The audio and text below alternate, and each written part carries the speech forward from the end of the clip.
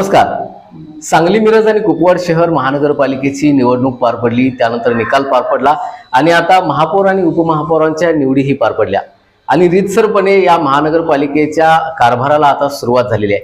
परंतु ही सुरुवात जरी होत असली तरी महानगरपालिकेमध्ये ज्या महिला नगरसेवक म्हणून निवडून आलेल्या आहेत त्यांच्या बाबतीमध्ये एक मुद्दा सध्या लाडकी बहीण राष्ट्र सेवा संघाच्या वतीनं उचलण्यात आलेला आहे. या संदर्भात एक इशारा त्या संघाच्या वतीनं दिलेला आहे.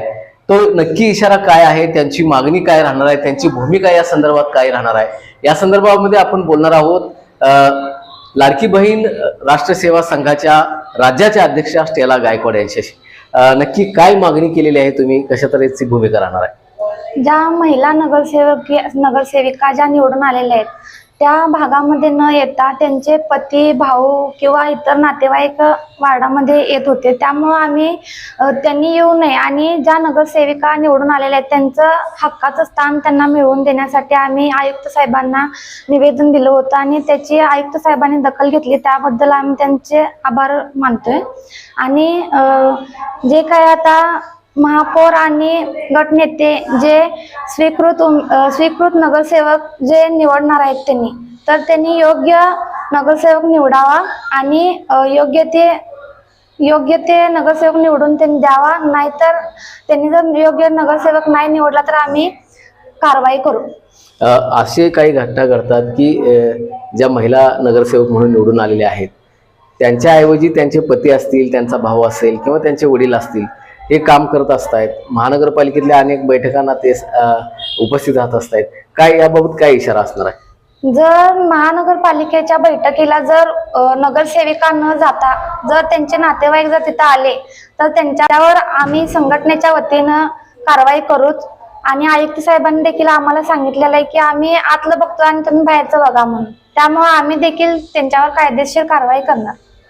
नक्कीच या निमित्तानं खऱ्या अर्थानं ज्या नगरसेविका म्हणून निवडून आलेल्या आहेत त्या महानगरपालिकेमध्ये काम करत असताना वेगवेगळ्या ज्या बैठका, शासकीय बैठका असतात, महानगरपालिकेच्या नगरसेवकांच्या काही बैठका असतात, या बैठकांना त्या नगरसेविकांनीच उपस्थित राहणं अनिवार्य आहे.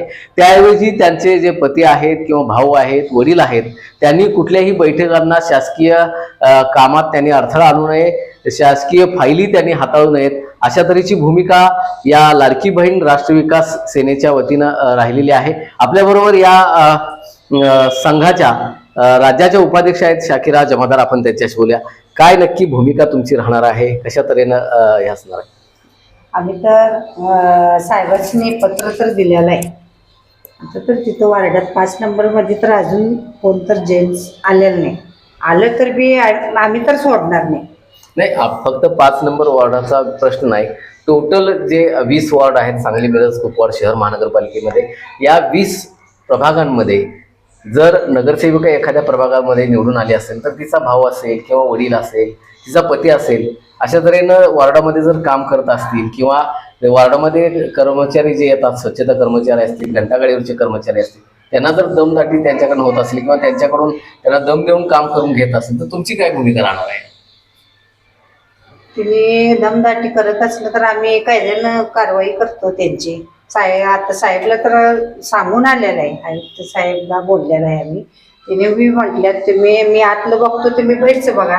आता तिथं कोण बी जेंट्स आला त्या जागेवर, त्या मुलगाच म्हणा, नाहीतर तिचा भाव, नाहीतर तिचा नवरा, कोण बी येऊन तिथं, तर त्यांना आम्ही सोडणार नाही. हाय कोण जे लेडीज आहे आणि कोण नगरसेवक झाले ना तीच तिथं यायला पाहिजे, तिथं येऊन तीच काम करायला पाहिजे.